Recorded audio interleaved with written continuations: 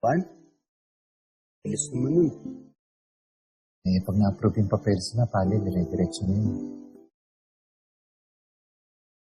Ang tanong, magbebenta mo ba agad-agad yun?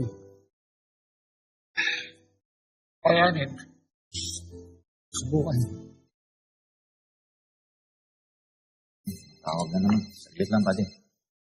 Edong, Dong. Ani, Uy, okay lang ba si Edong? Kanina pa siya. hindi, yung yung kapatid niya si Dodong tumawag sa kanya.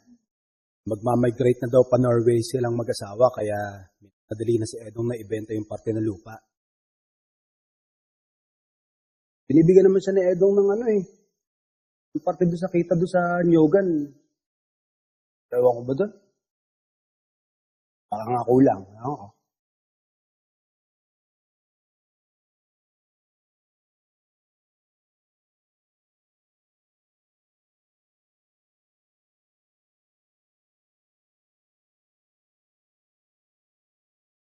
Uy, Ay, uy,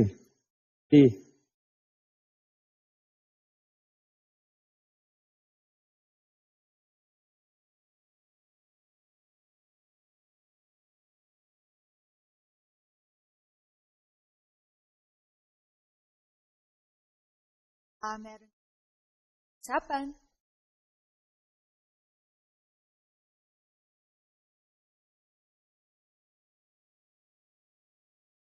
Sipan lang.